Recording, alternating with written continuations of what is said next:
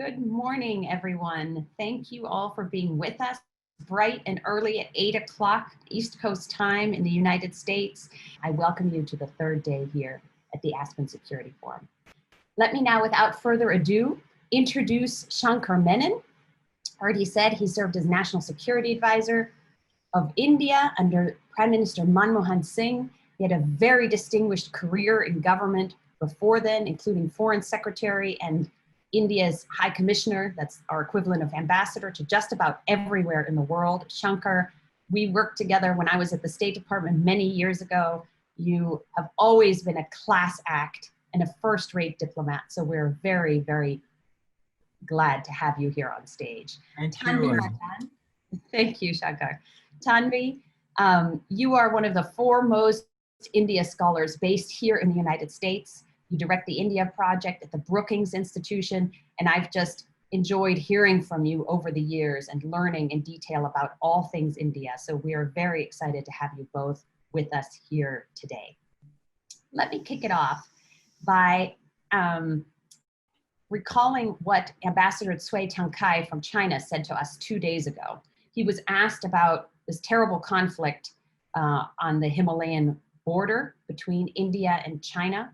And he said the border dispute shouldn't dominate China and India ties. From your differing perspectives as a policymaker and as a scholar, give me your views on, first of all, tell me what's currently happening on the border. I understand that there's talks, but actually at the same time, China has placed bombers and cruise missiles to an airbase within range of Indian troops. And so by and large, it's not going well. So please tell me first what you think is happening there and how in the short term you think it will be resolved. Well, it seems to me that, to say the border shouldn't dominate the relationship, that's a wonderful sentiment. But in that case, China shouldn't have changed her behavior on the border. What we've seen since April is a buildup by Chinese forces on the western border in Ladakh. Indian troops have been prevented from patrolling where they have been patrolling for many, many years. And they've moved forward in several areas. And when we talk to them about restoring the status quo as it was before, which both sides are committed to under the agreements we've signed since 1993, we have so far not really succeeded. We've managed to disengage in two of the places, but there are still other places where we need to actually bring down the temperature. And the discussions, frankly, do not suggest that the Chinese troops are going to either move back or to thin out this buildup of forces very rapidly.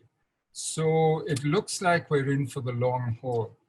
Now, in a situation like that, where the borders become live for the first time, when 20 Indian soldiers, including a colonel, have been killed for the first time since 1975, 45 years, I think it's all very well to say the border shouldn't dominate the relationship, but certainly Indian public opinion,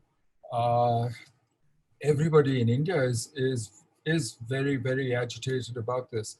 And I think we cannot but expect that this will lead to a reset in the relationship. There are calls for boycotting Chinese goods. I don't know how far that will actually go. I mean, that might be very emotional. And China is still a cheap source of and good source of goods. But certainly, I think there will be a resetting of the economic relationship. Politically, I think it's going to be much harder in this relationship, which over the last few years has become more adversarial and much tougher. We have rubbed up against each other in the periphery that we share, but also internationally in various issues. And one big issue which has grown over time is China's increasing commitment to Pakistan and the building of the BRI project, which is the China-Pakistan Economic Corridor, which goes through Indian territory, which is under Pakistani occupation. So there's a whole series of issues which have complicated the relationship and which mean that we can't just simply go back to the old pattern. I think there will be a reset. Now, what sort of reset, what we'll end up with, it's very hard to say when you're in the middle of a crisis. So right now, frankly, I think it could go either way. I'm not sure that, it could result in a new framework, strategic understanding, if both sides want it. But so far, at least this spring and summer, all the signs that we see from the Chinese side don't suggest that that's going to be easy. So, Shankar, I'm going to follow up with you in a second, but Tanvi, let me turn to you because a few weeks ago, we were in a private session on India and you had this amazing map that made clear to me just how large this dispute is, how much territory is actually under dispute. Could you give our viewers who aren't so expert in this a little bit of history of the background of this dispute, how it even started, the war between India, China in the 60s, and where we ended up now? Just in brief, all of history. I'll try to do this in an elevator spiel. I think, the boundary crisis between the two countries has existed almost since the start of kind of both the Indian independence, but also the establishment of the People's Republic of China. The boundary wasn't quite settled. To some extent, Indian policymakers thought it was. They found out, which is what eventually led to the 1962 war between China and India, that the Chinese did not consider it settled. The key thing to remember about this boundary, and particularly in the Western sector that is the focus of much of this today, is that it's an undemarcated boundary. There are different sectors. There's a sector in kind of the middle sector and the eastern sector as well. And we have seen some kind of movement around Sikkim as well during the course of this boundary standoff that's been ongoing since May. But most of it has been at multiple points along what is called the line of actual control, which is kind of what the kind of line that it isn't a line on the ground, but it's each side's perception of kind of where their undemarcated boundary lies. So there is essentially a stretch of land that is what I would call both man's land, that each side claims it. And there are supposed to be these understandings that, as mentioned, since 1993, and through kind of for about 20 years after that, you saw both China and India essentially establish the rules of the road, protocols, mechanisms for discussions on the military side and the civilian side to be able to manage kind of the dispute so that it didn't spill over into the other areas. It also allowed space as the boundary crisis continued or boundary dispute continued. You saw these two countries saying, look, we cannot stop this from cooperations in other realms. Let's try to actually expand the relationship.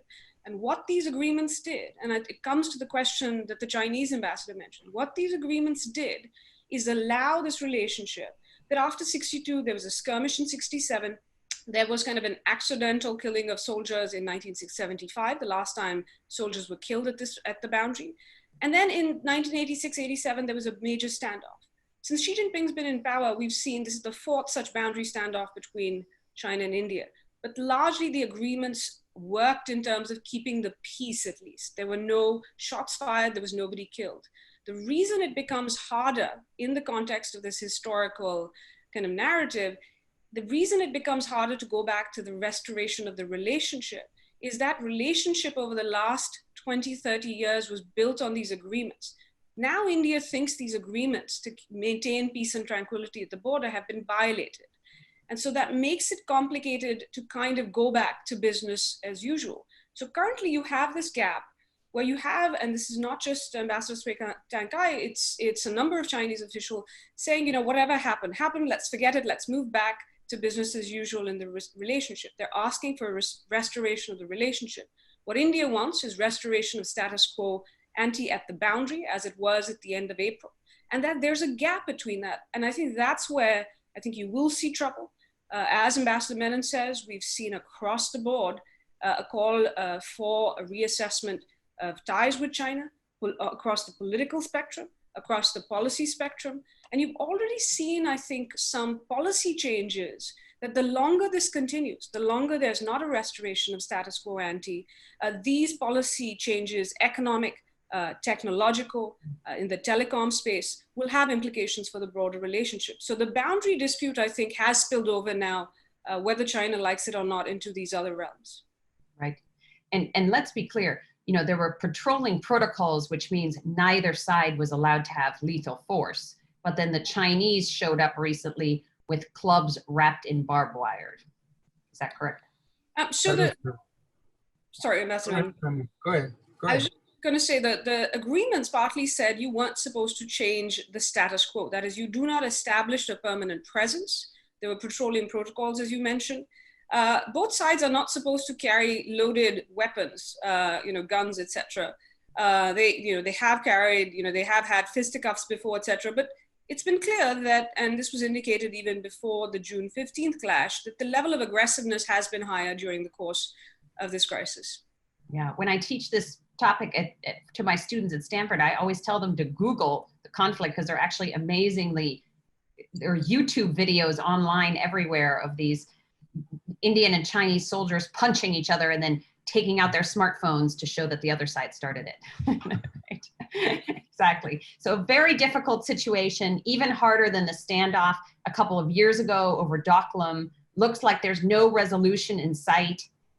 What does this mean? I mean, Shankar, you were very diplomatic. You said there's two outcomes. Either we resolve it or we don't. But there's don't is ominous. Does it mean there could be a hot war between two? Well, there's three. I mean, it depends. In '86, when we got into a confrontation and a face-off, which was quite serious, we ended up not just talking to each other, doing a whole series of things, and ended up with a new framework for the relationship, which is exactly what has kept the peace since 1988, after the Rajiv Gandhi visit. But, in 59, 60, when we got into a pattern of patrols meeting and the similar kinds of face-offs, we actually ended up in war in 62. That's two possibilities. But there is a third possibility of both sides of a sort of no war, no peace, of a contested relationship, which is increasingly adversarial, where you try and deal with the local consequences. But that's a very dangerous situation. It's not a good situation because it's not stable. Neither side knows the limits. Each side pushes their luck, and you can easily end up in trouble. So I would prefer that we actually sit with the Chinese and try and work this out and see where we're going with it. So far, actually, we haven't seen that kind of conversation yet. I think we're still in the middle of what is being dealt with by the militaries on both sides, and of a local crisis, which has this much bigger ramifications. I think it's too early to say where this will end. But unfortunately, when you look at it as part of a broader pattern of Chinese behavior, of wolf warrior diplomacy, as it were, then I think the prognostications are not good. And that frankly, we're speculating here about why this happened and why China chose to do it. Yeah, it sounds like in the short run, you think this middle path where the relationship is increasingly adversarial, but there's no hot war is the most likely short term. I think so. I think that's probably where we're going. It's also politically easier at a time of tremendous domestic stress in both countries. I mean, whether it's COVID, the health crisis, the economic crisis, China, I mean, the CCP has announced that it's going to do a rectification campaign. Now, that's not something that anyone takes very lightly. So it seems to me this is not an easy time for the political leadership on either side to take the big steps and make the big adjustments or concessions that it requires to arrive at a new framework. Right. So let's talk for a minute about what this means for the region. We heard yesterday from Singaporean Foreign Minister Balakrishnan, who just reiterated what he has to with the tightrope they're walking between China and the US. They're not a claimant in the South China Sea. They don't have a dog in this fight. They're staying out. They're Switzerland. Then, I can't remember who it was, but there was an interesting audience member from Vietnam who asked a couple of the former Obama administration officials, well, pretty tough. She's like, well, it's your reason. It's your fault. You weren't tough enough on China, that the Scarborough Shoal is now China's and that China has made so many incursions in the South China Sea. How do you see this? I know, Shankar, when you were foreign secretary and I was a young State Department staffer, you and Nick and I and others started talking about the Quad. the conversation, but very gingerly, between Australia, India, Japan, and the United States. Now that seems silly that we were so careful about it. You know, the Quad is all out. Prime Minister Morrison of Australia said yesterday, 2 days ago, that he's all in. Is that how India feels? Is it going to push India closer to the West? Today, I think India is very keen on expanding what the Quad does, but also in involving other people in the work of the Quad, a sort of Quad plus, as it were, because you can't work on the Indo-Pacific without ASEAN, without Vietnam, Indonesia, Singapore, and other countries. It can't be just the Quad itself.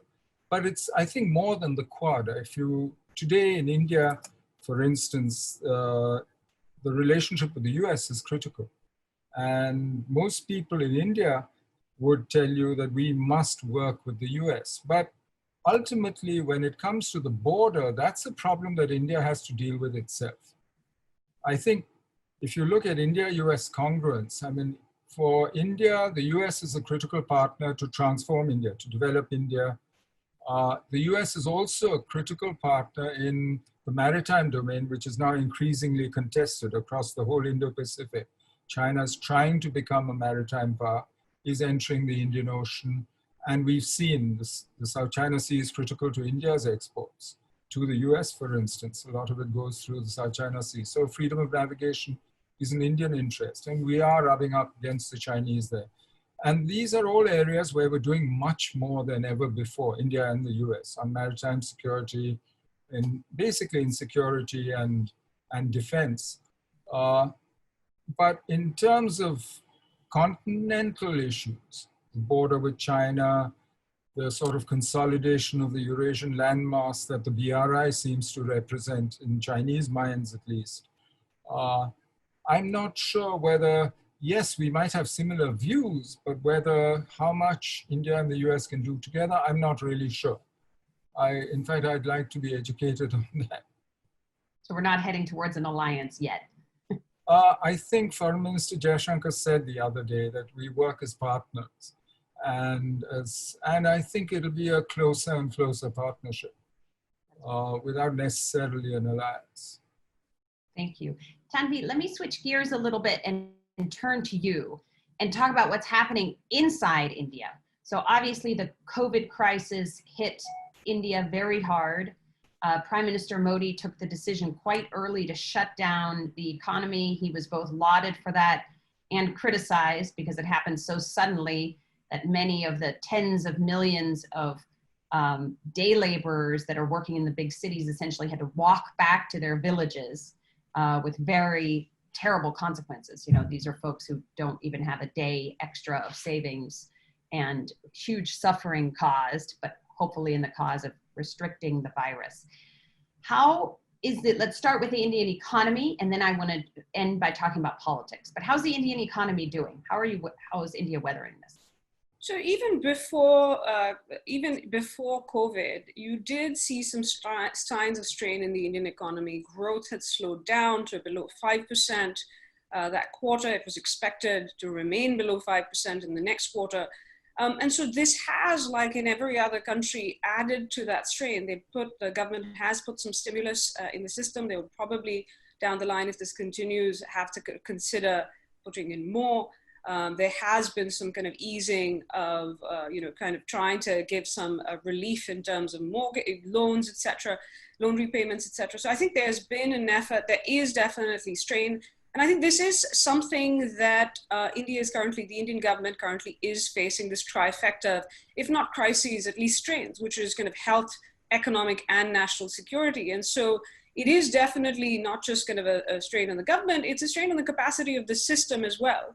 And each one feeds into the other, so they're not kind of independent. So they are kind of, I think on the economic side, will have to be kind of rebuilding and hopefully some rejuvenation. Some of us have called for this moment, whether it's because of COVID or the standoff, for some real kind of another look at some of the big reform not in just for the sake of outsiders, but also to kind of get the Indian economy kickstarted that would allow it to grow the economic pie. So it's not just kind of, not just for the purpose of kind of a certain kind of segment of society benefiting, but to actually kind of kickstart the economy. There are certain steps that India can take: reconsider its trade policy, liberalize its investment policy, but also undertake some kind of land, labor, kind of the factor market reforms that many have called for, as well as build, then use that capital that you get, or revenue you get from that, to invest in physical and social infrastructure that India needs. Whether that will be done, I think remains to be seen. Right. Shankar, let me ask you just quickly, since you're there on the ground, one of the hardest things about this crisis for here in the US is, 2 blocks from my house, there is now a tent city. San Francisco has always had a homeless problem. It's gotten enormously worse despite the California government's enormous efforts. How does it feel on the ground in Delhi? Are things much worse than they were, just about the same? Describe what you're seeing. Well, Delhi and the cities themselves, it's been because of the lockdown, thanks to COVID, and because the COVID epidemic has really spread in the cities have actually been quiet, and the signs of the economic tension are really not that visible. Interestingly, the rural economy has done very well in the second quarter when the lockdown actually happened. But the real danger, I think, economically has been for casual laborers, for people who live on daily wages, as you said, who have no savings, and for whom, their livelihood depended on construction, on getting a job every day. And that stopped. The government's been trying, I think, for the last month and a half to try and get that going. We're now into unlockdown 3.0, as it were. And apart from the stimulus, they've been encouraging people to get back into work, start up these activities. But it seems to me this is an opportunity. This is a crisis where you can now actually rework the basis of the economy if you put your mind to it. Mm-hmm. There's a lot of discussion of what should be done, and I think the government's aware of this, but it's hard to see where this will come out right now. The estimates we have for the year, for GDP growth over the year, range all the way from plus 1% to minus 12%. That depends on which economist you believe. Frankly, that shows you the uncertainty. Yeah, it's a similar situation here. Let me end, since we just have a few minutes left, I want to talk about what's been really prevalent in the US press, and that is, this rise of populism, authoritarianism all around the world. And some US commentators would argue, even in India. India slipped 10 places to 51st position in the 2019 World Democracy Index. That's by far the lowest it's ever been. We're used to describing India as our great democratic partner, and, far be it from us to throw stones. We have our own issues right now. But what's really happening when I talk to friends who are in Kashmir, the lockdown was extreme. The internet even now isn't entirely restored. When President Trump visited early this year, there were riots in the street and killings of Muslims. Is the Western press overplaying this, or is it really, how bad is it? I think we have a fundamental issue among ourselves, which we have to sort out, about the kind of republic we want. Whether we want a secular, plural, open, democratic republic, or whether we want, and there are many people today who say, no, we need something much harder, much stronger, much more majoritarian, as it were. I think that's something we have to sort out for ourselves, among ourselves. We have a huge debate going on. The Western press reports what they see, and they I think, naturally speak from their particular point of view. But these are very old arguments in India. These are debates. Shankar, do you think that view is myopic, or do you think it's accurate? I think it doesn't describe the whole reality. It doesn't describe the whole reality. I think it underestimates the power of pluralism, of diversity, and I think it underestimates the power of those who actually are not active on social media. And I don't think the Indian media today reflects the reality anymore the way it might have 20 years ago, for instance. And I think that's a problem. Yeah, thank you. Tanvi, what's your view? I think, I'll just say, I think why these questions are linked to the broader question of what India can not just do at home, but in the region and the world, is that it's linked to this. I mean, I think this is true of the Quad countries that have called for a free and open Indo-Pacific, and they pointed out that they're democratic countries. And to me, kind of the Quad is a reflection of us moving from an era of alliances to an era of coalitions. And these countries have pointed out that they are democratic anchors of this region, which means, I think for the US and India, if you're going to talk about being kind of democratic and shared values, etc., then you have to be effective in terms of a model itself. And I think it speaks to another question about both the US and India, which is what it means about the strength of your capabilities, your ability to actually focus on building your economies, on rejuvenating them after COVID, and on being kind of effective actors to do what you say you want to do, which is deter bad Chinese behavior. So I think these questions of how unified, how strong you are at home, actually will have ramifications for both the US and India on what they're able to do in the region and abroad. So I think these issues that are domestic and will need to be resolved domestically by both India and the US, these questions of democratic governance, of the strength of institutions, I think they will have, though, ramifications at the very least for foreign policy and the two countries' ability to kind of implement the strategies or reach the goals that both countries say they have. Thank you very much. Shankar, Tanvi, thank you for being with us early in the morning, late in the evening for you. We really appreciate it, and we value the great partnership that the United States has with India. Thank you very much.